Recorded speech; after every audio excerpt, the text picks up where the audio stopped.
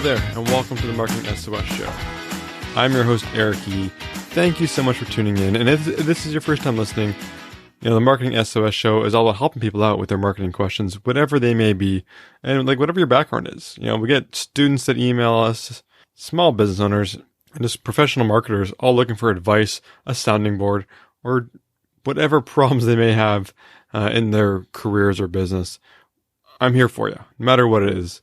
So drop me a line at eric@marketingsos.ca, and I'd be happy to help. Now, we're coming up on a big milestone on the show. Episode 100 is almost here. This is episode number 98, which is pretty crazy that done almost 100 of these shows. So thank you for everyone that's tuned in and been along for this journey so far. Got a lot of great things planned coming up, but for now, let's focus on today's episode. Today's episode is from an anonymous emailer who didn't give their name, but again, it's a new question we haven't had in the show before. It's about their product is consumer packaged goods. It's food relating to a specific culture and cuisine that aren't mentioned in the episode, but they're having trouble articulating and explaining how to use and prepare the food without demonstrations or without people seeing it. Because I guess in whatever market they're in the United States, it's not a very common dish or cuisine.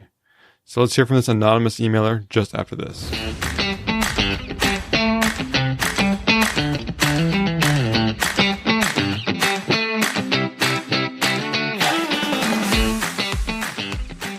So Anonymous writes, "Hello, Eric. I migrated to the States a few years ago, and the city that I moved to is a very big foodie city and is diverse in multiple ways. I saw there was a shortage of food from my original country and decided last year to open a food manufacturing company where I produce the foods and sell them at grocery stores. Since September 2019 until now, I've been doing okay and my company is in the positive. My biggest issue is marketing. I have to educate people on the product and how to utilize the foods that they are eating. I have been at the front lines doing demos and farmers markets to help spread the word and educate people how they can use this product, and it has been a hit. However, I feel like with the right marketing and the right use of education, I can take it a step further. I do have a social media presence and have a small following on there, but I am awful at knowing what to share and when to share. I do not even use my personal social media accounts. I have been reading and researching about food marketing, and it's so vague, I don't even know where to start. If you have any tips or recommendations, please let me know. Thank you for your time, Anonymous." Well, hey there, Anonymous. Congrats on starting your own company and taking on this kind of venture. I think it's really admirable to try to bring your culture and cuisine to the masses in the United States. So I think the food demonstrations are great. You should keep doing them, but it can be hard for you to scale up. You're only one person, and through these demos, you can only reach a limited audience, and your time is a fixed resource here in your business.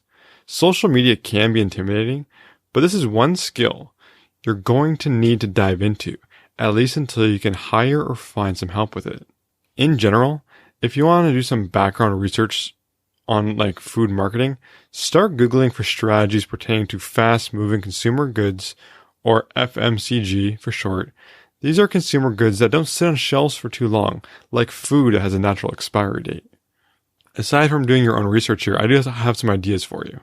Your product packaging needs to be on point. It can go a long way towards capturing people's attention, but also educating them on what the food is and how it can be used or prepared. Use the space you have on your packaging to effectively convey what it is you want your customers to know or do. This is easier said than done, though. You can also try to use your packaging to push consumers to your website or social channels to learn more about your products. Just be aware, though, that it'll only be a fraction of your audience that does this. One thing I would really recommend is try to scale up your product demos by creating videos for both Facebook and YouTube, and then you can edit those videos down into short clips to share on other social channels like Instagram. I realize here, saying this, that you say social media is not in your wheelhouse. So I fully expect video editing may not be in there as well. This is just one idea, but one you should learn that could help your business grow. You could also try to get in front of more foot traffic with your in-person demos. Instead of just at the grocery store, look at places like street fairs, community events, trade shows, or even big fundraisers. At some of these events with loads of people, which may or may not happen now due to COVID-19, you can get branded tote bags loaded with non-fresh ingredients consumers will need to go along with your product, and stuff that bag full of other items that you can get your hands on locally, like from other businesses that don't have a presence at the event but would love some promotion. This way people see your branding all over the events by people carrying these tote bags around, but it also makes their way into the homes of people in your area. Now, starting in your local market, are there any food bloggers, vloggers, or anyone that might speak to your ideal customer that you can partner with to help promote your products? You could also even look at your original country's local embassy or cultural associations to help promote your products. Who knows? They may even have a budget to provide grants to help you.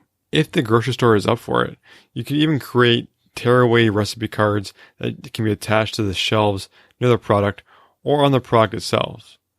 These will help your product stand out on store shelves, but whether or not you can do it and for what budget would depend on the grocery store partners that you have. One thing, like the table stakes here, is ensure both your website and social media specify where your products can be purchased. Otherwise, you're making hoops for the customer to jump through. Now, you remember those videos we mentioned earlier? Share them everywhere, even on websites that aren't your own, like allrecipes.com. Ensure that your product is mentioned either in these videos or in the written articles, so that way people can go and click back and look for it. Now, you can even create content that isn't necessarily related to your product or to cooking. You could create content around your home country, like 10 best things about X country, or best dishes from X country that you can publish on other websites like BuzzFeed, and ensure in your content that your product is featured and linked in it. So that way you get that people going back and looking for it. You also have a great story here. You're an immigrant, you're an entrepreneur. People will eat that up. So you can spin that, at least locally, if not broader. So look at local media, radio stations, newspapers, evening news, stuff like that, bloggers, even podcasters.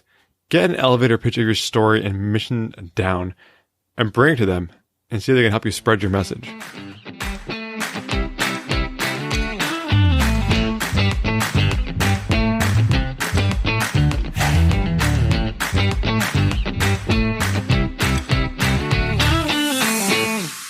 So, Anonymous, thank you so much for the question. I wish I knew more about the cuisine or the culture that you're trying to import into the United States, because it sounds interesting. And, I love food. I love eating, and I'd love to try some of your food. So if you ever do get it up here into Canada, or tell me where I can buy it in the States on my next trip, I'd be happy to give it a try. Give you some notes if you have any on product packaging. And honestly, I just love food. And so just, doing this episode about food is kind of making me hungry. So thank you, Anonymous, for that. And also thank you all for listening. I truly appreciate your time here on our journey to 100 episodes. Hopefully you'll stick around and see what we have for you in the future. And if you have a question for me, drop me a line at eric@marketingsos.ca. I'm here and I'm happy to help you with whatever it is that you got. And if you could do me a favor and leave the Marketing SOS show a ratings and review on whatever podcast player you listen to, it really goes a long way to help the show out. If you're on Apple, you can, using the Overcast player, click that star button. Again, it just helps me out. And it takes like 2 seconds, 3 seconds to do. So if you could do it, I'd be forever in your debt. Now, with that being said, once again, thank you so much for listening. My name is Eric Yee, and with that, I'm out.